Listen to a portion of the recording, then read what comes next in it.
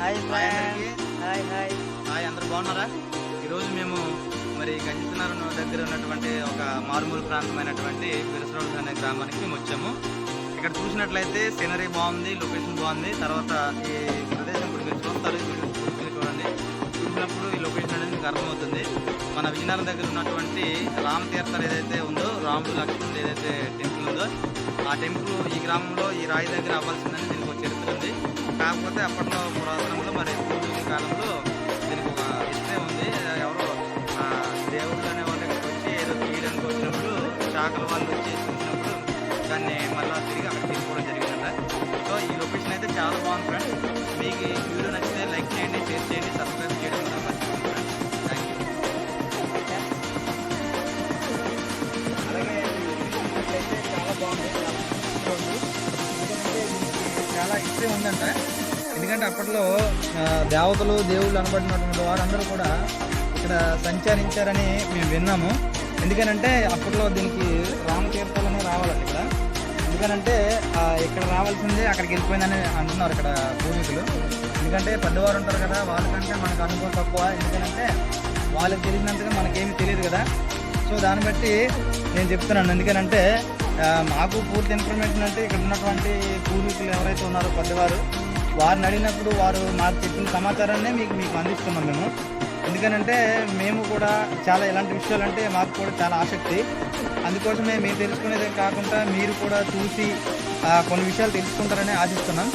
మరి ఇక్కడ చూసినట్లయితే ఆ కొండ కూడా చూడండి ఎంత బాగుందో. బ్యూటిఫుల్ లొకేషన్ అనమాట, చాలా బాగుంది. ఇది చూసినట్లయితే మొత్తం కూడా లొకేషన్ అనేది చాలా చక్కగా ఉంది ఫ్రెండ్స్. ఎందుకంటే ఇక్కడ ఆనకూడదు కానీ పిక్నిక్ లాంటివి కూడా చేసుకోవచ్చు. ఇక్కడ రాముడు కూడా సంచరించారని ఒక వార్త ఉంది. ఎందుకంటే అప్పట్లో ఇక్కడ రామ లక్ష్మణుడు సీతలు అందరూ కూడా ఇక్కడ దిగేవారంట. ఆ దిగినప్పుడు యాక్చువల్గా ఇక్కడ రాము పాదాలు అనేది ఇక్కడ రావాల్సిందంట. అయితే ఇక్కడ రావాల్సిందని రామతీర్థాలని అక్కడ తెలిపోయింది. ఎందుకంటే ఇక్కడ ఇందాక చూసారు కదా మీరు కోనేరు, అక్కడ చాకల వాళ్ళు పంటలు ఎక్కేవారంట. ఎక్కినప్పుడు ఒకసారి వాళ్ళు సంచరించినప్పుడు ఆ చాకల వాళ్ళు అనే వాళ్ళు దేవతలు చూసినప్పుడు వాళ్ళు ఇక్కడ నుంచి వెళ్ళిపోయారని విన్నాము. ఎందుకంటే పూర్వీకులు చెప్పారంటే అందులో ఎంతో కొంత నిజం ఉంటుంది ఫ్రెండ్స్. అందుకే దయచేసి ఈ వీడియోని పూర్తిగా చూసి లైక్ చేయండి, షేర్ చేయండి, సబ్స్క్రైబ్ చేయండి ఫ్రెండ్స్. Thank you.